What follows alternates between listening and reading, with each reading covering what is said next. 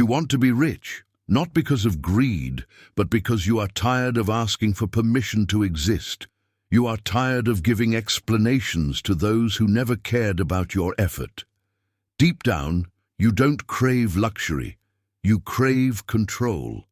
The control to wake up when you decide. The control to say no without fear. The control to walk away from mediocrity without apology. Yet for most of your life, you've been taught that wealth is something moral in its difficulty, almost spiritual in its denial. You've been conditioned to worship hard work and fear strategy, to chase fairness while others quietly rewrite the rules of fairness itself. That conditioning was not accidental, it was engineered, and Machiavelli saw its patterns centuries before you were born.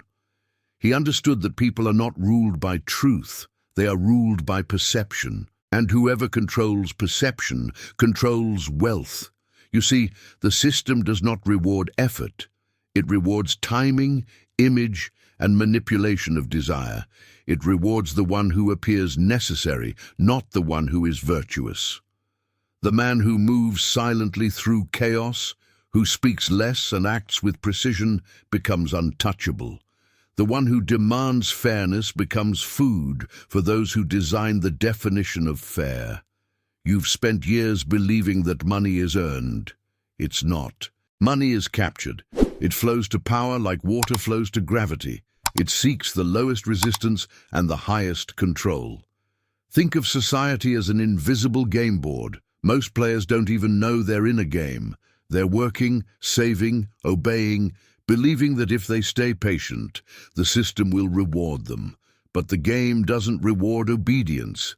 It monetizes it. Your effort fuels someone else's vision. Your discipline funds another person's empire. And you keep playing because you think the rules are moral, because you've been told that success without virtue is corruption. Machiavelli would laugh at that. He'd say, morality is the mask power wears to calm the weak. The rich don't compete in your moral system. They control it. They define what virtue means, and then sell it back to you as a brand. Wealth begins when you stop worshipping effort and start studying advantage. Because advantage, not effort, decides who eats and who kneels. The modern rich don't chase money. They engineer systems that make others chase them. They don't wait for permission. They make permission irrelevant. They don't demand respect. They make people need them. That is the real architecture of power, the moment when your value no longer depends on approval. Look around you. Everyone is performing virtue. Everyone is signaling goodness to be liked. And that's why they stay powerless. When you care about being liked, you become predictable. And predictability is the death of influence. Machiavelli knew this better than anyone. He advised rulers to master appearances, not to become prisoners of them. To act kind when it serves order, to appear humble when it disarms resistance, and to strike only when silence has softened the enemy. Wealth follows the same law. The one who looks unthreatening gathers trust. The one who waits in silence gathers information. The one who strikes when others are distracted gathers everything. You were taught to explain yourself, to justify your actions, to be transparent. But transparency is the cage of the powerless. The rich operate in shadows, not because they have something to hide, but because opacity is leverage. When people can't fully read you, they fill the gaps with their own admiration, fear, or envy. That projection becomes your armor. The most dangerous man in any room is the one no one can predict. Now look at how the rich behave. They rarely speak of morality. They speak of position, timing, leverage. They understand that the emotional majority reacts to symbols, not substance. They build images, not arguments. They sell dreams, not details. The true secret of modern wealth is psychological dominance, controlling how others interpret your presence. Once you master that, everything else bends to you. Investors, followers, employees, they don't work for you. They orbit your perception. And yet, this knowledge is not about cruelty. It's about clarity. You don't have to exploit others to become powerful, but you must stop letting others exploit your conscience. The moment you believe that purity equals weakness, you free yourself. The moment you stop apologizing for ambition, you begin to see opportunity everywhere. You start realizing that wealth is not the reward of effort, but the reflection of awareness. The more you understand human behavior, the more you can predict and influence it, quietly, elegantly, invisibly. Every fortune begins with that awakening, the recognition that no one is coming to save you, that the system was built to extract your time while flattering your ego. Machiavelli would say, "The poor man works for peace, the rich man works for control. Peace is temporary, control is permanent." When you understand this, you stop chasing comfort and start mastering discomfort.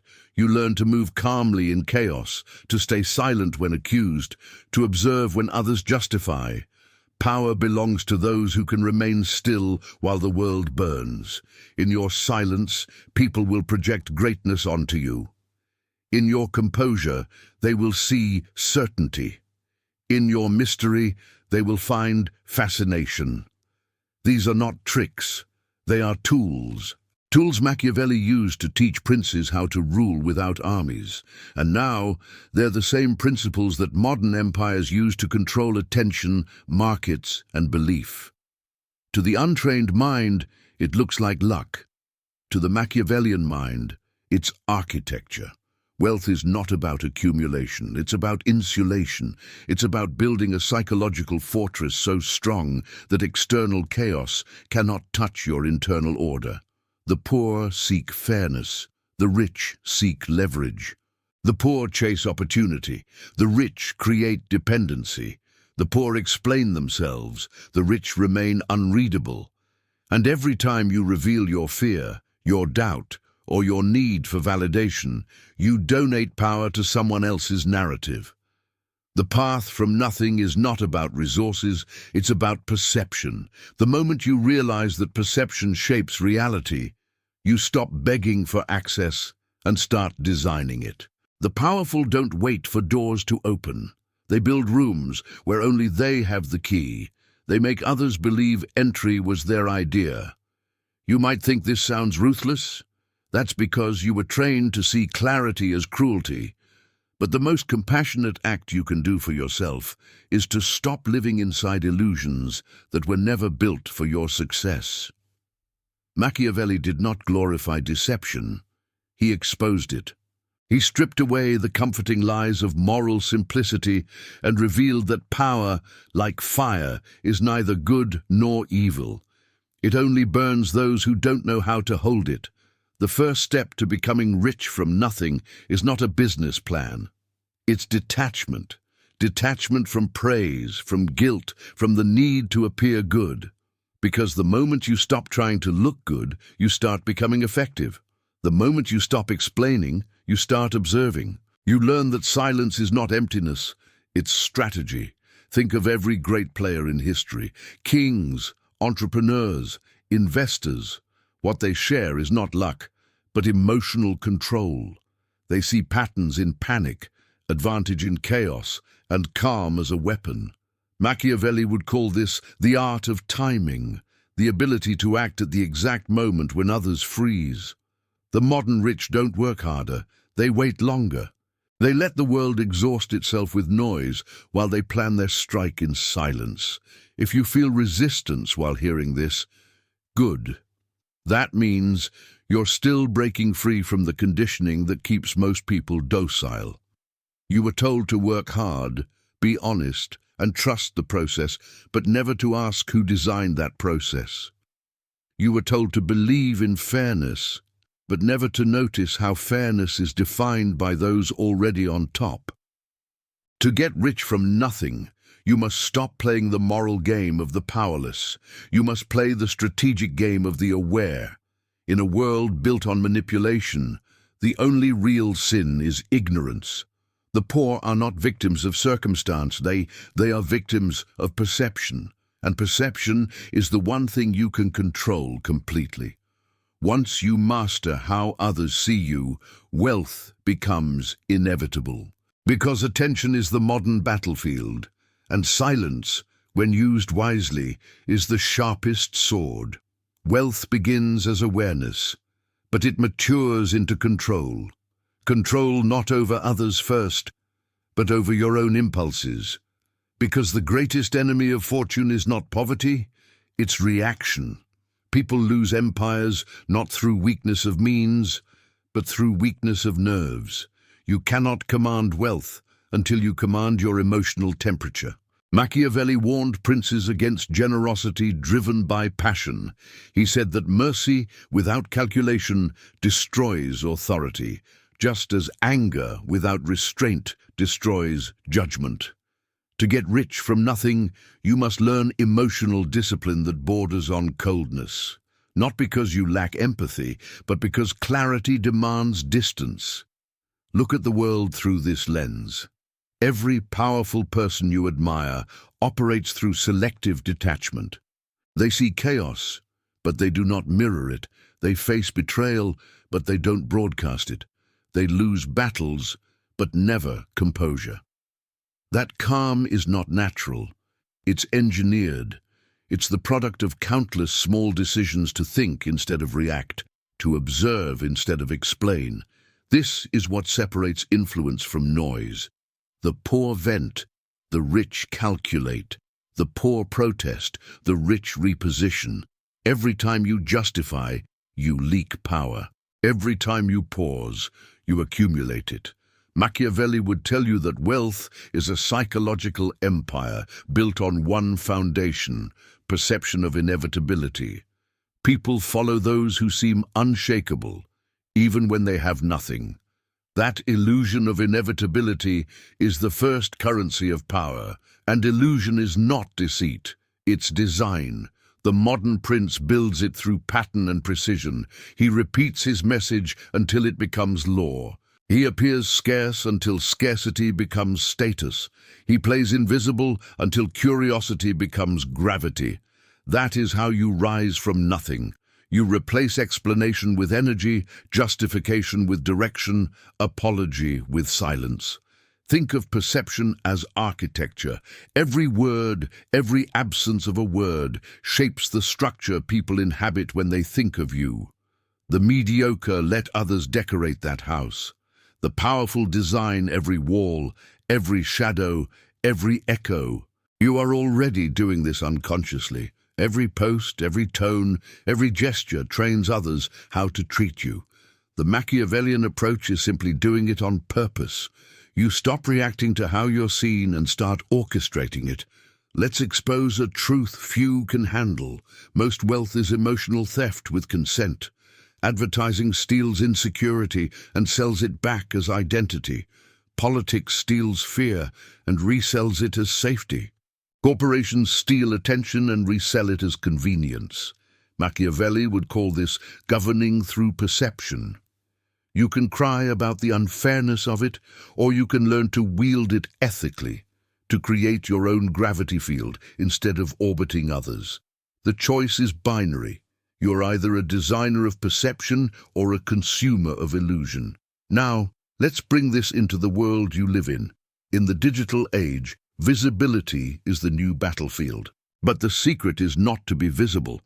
It's to be perceived as valuable. That distinction builds dynasties. Millions scream for attention every day. Few control its direction. The algorithm doesn't reward truth. It rewards narrative tension, rhythm, mystery, and confidence. Machiavelli would have thrived here. He would have built an empire of silence and scarcity. He would have posted rarely, but each post would have echoed. Because attention follows scarcity, not abundance. The less you give, the more they assume, and assumption is influence without effort. You want to be rich from nothing. Then learn to control what you reveal. Learn to weaponize ambiguity. In negotiation, reveal less than you know. In creation, promise less than you deliver. In ambition, show less than you intend. Every empire that survived centuries mastered this, the art of incompleteness. Leave enough silence for imagination to finish your story. They will complete it in your favor. Mystery buys more loyalty than explanation ever could. But control alone is sterile if it doesn't evolve into leverage. Leverage is the invisible multiplier of all effort. It is how you move a mountain with a finger. It comes in three forms: information, perception, and access. Information lets you anticipate.